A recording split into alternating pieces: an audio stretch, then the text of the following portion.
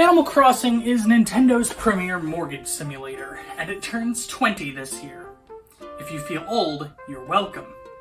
Animal Crossing New Horizons came out in 2020 and is currently the 15th best-selling game of all time. And it's also considered one of 2020's best games of the year, alongside... So you know, but New Horizons poses an important question. How does the economy behind the game work? Even the villagers seem put off by Tom Nook paying for junk on the island, and this has been his business model for 2 decades. To get down to the root of the issue, we first need to figure out what a bell even is, and that might help us figure out what all these things even cost. Bells aren't actually bells, like a ringing bell, they're just little coins, but a whole bunch of them in a bag sound like a bell going jingle jangle, which is why it's called as such. At first, the prices in Animal Crossing look ridiculous. 100 bells to sell a regular fruit. Surely an apple doesn't cost $100, right? It doesn't. Remember that Animal Crossing is developed by Nintendo, a Japanese company, and in 1871, the Empire of Japan introduced the yen, a name that literally means round object, or coin.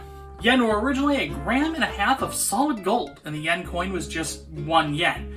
There were smaller divisions known as sen and rin, but after a certain World War II, those were retired, and the yen kind of fell to pieces. Nowadays, the smallest bill in yen is 1,000, and everything smaller than that is coins. It's like if we still carried around $1 and $5 coins, and $10 was our smallest bill. I'm going to go off track real fast and say that the actual yen are really cool. The 1 yen coin is just a little disc of aluminum, and the 50 yen coin has a hole. And I like the 50 yen coin. We need coins with little holes. But it would make sense that bells are yen. The smallest denomination you can pull from your wallet in Animal Crossing is 100 bells, which is represented by a small yellow coin. And that 100 bell price to sell Tom Nook the native fruit of your town, well, 100 yen comes out to a price of about 96 cents, or about $1. And at the Midwest's Walmart, our good friend Meijer.com, a single Fuji, Gala, or Granny Smith apple comes out to 97 cents, almost exactly the conversion rate seen in the game. An orange is $1, a pear's 80 cents, Walmart.com sells cherries for $4 a pound, and that sounds like a decadent time if you consider just how big the cherries in Animal Crossing are. I imagine 2 of them weigh about a quarter pound. The one basic fruit that was the hardest to find a listing for at the moment is a coconut, as it's out of season.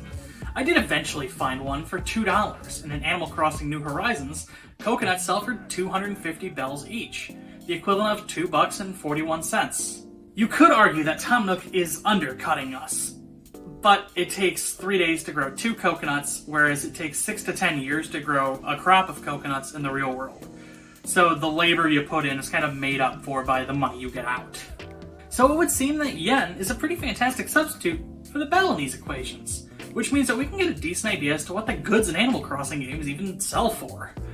Note that items Tom Nook sells, he sells at a 400% markup. An object you buy for 1,000 bells, he will buy back at 250. Now that might seem like he's ripping you off. And I'm not going to say he's not, but that's how he makes his money to keep the building running and get new merchandise flowing, so it kind of needs to be that way. For the sake of this video, we're going to assume that an item's actual MSRP is the price Tom Nook sells the item at. Besides, if you don't like his prices, you can just build your own furniture in New Horizons. You might live a little more bohemian, but you weren't going to use a reel-to-reel and a rice cooker and an electric guitar. As for DIY items or junk strewn around the island, the answer seems simple. Tom Nook charges a finder's fee, or he pays for the cost of the labor in the case of weeds and other crafting materials.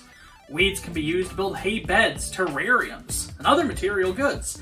It's very likely that he uses those resources somewhere later to build up his own living, even if we don't see his house in-game. And besides, he's a self-made man with more wealth than he seemingly knows what to do with. In Happy Home Designer, Tom Nook debunks the rumors of being a shrewd businessman. He explains that he donates 90% of his proceeds to an orphanage in a nearby town. He doesn't mind being seen as a crooked businessman, as he understands that it's easy to take out one's problems on your landlord. And he hopes the scary reputation means that one might feel more inclined to pay off their debt to him. Additionally, if Tom is able to offer loans with no interest or due date, he's clearly not hurting for bells. So, first off, I thought we need to take a look at the prices of desks in Animal Crossing. I just bought a desk. I should know a thing or two about their prices. In Animal Crossing, desks range between 2,000 and 10,000 bells, with the office desk items sitting at 3,600 bells, or $34.70. A bit of a lowball. This desk cost me $56, and it's less of a desk and more of a wooden table. The regular desks were like $200. But there is a wooden desk in Animal Crossing. No buy price as it's a DIY recipe, but its buy price, if it were available, would be 7,200 bells or $69.40, quadruple what you can sell it to him for.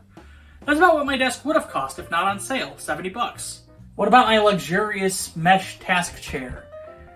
Well, Animal Crossing has a modern office chair that sells for about 2,200 bells, or $21, which is what this cost me. I spent $25 and I got $4 off. Cost me $21.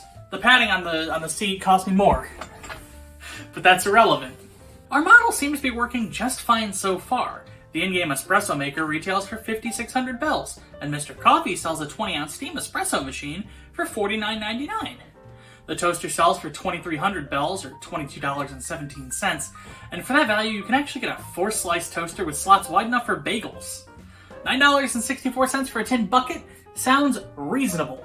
Even the price of the Animal Crossing Switch at 35,960 bells works out to $350 or so, which is the price of the Switch bundle. But then you get to the freaks. 60,000 bells for a TV sounds plenty reasonable. That's a $578 TV. Not bad. That's for a 20-inch TV. I can't find a 20-inch TV online. I find 24-inch TVs. And the closest I could find at that price range was designed for hotel usage. It comes pre-installed with hospitality software that could limit channels until you call room service, or allow you to place custom resort ads on the main menu. Below that was a Philips TV with full Android support, and below that was a TV with Amazon Fire. But both of those were at least $200 south of Animal Crossing's estimation. With the 50-inch TV valued at $954, I can at least find a 4K HDR QLED TV at that price. That 20-inch display? I can't find one at that price. No getting around that.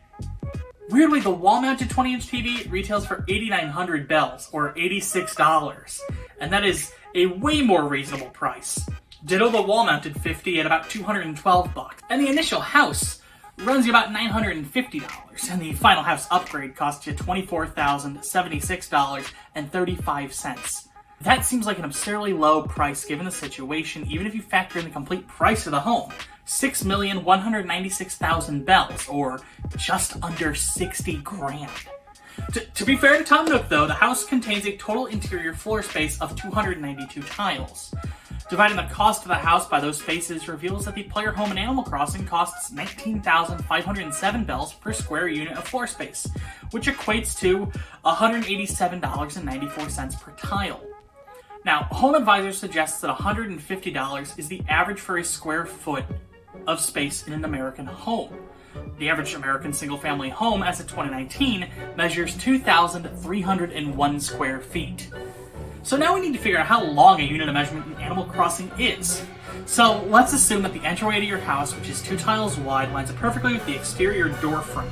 The average exterior door is 36 inches in width, or 3 feet. Each tile is 1.5 feet long, and that puts our total interior floor space at 1,314 square feet. And if we plug that square footage into Realtor.com, who says that a square foot costs $103 in an American home, we find that the Animal Crossing house, if it was made real, would retail for $135,342 on the market today, or double the price of the home in-game. So what does this mean? Does our Bell model just not scale well? Is there another currency that would work better? Or are prices altered because we're dealing with a less capitalistic, more collectivist society? Is all this work for nothing? Or is it because it's a game for children, the price is just supposed to suggest real-world money?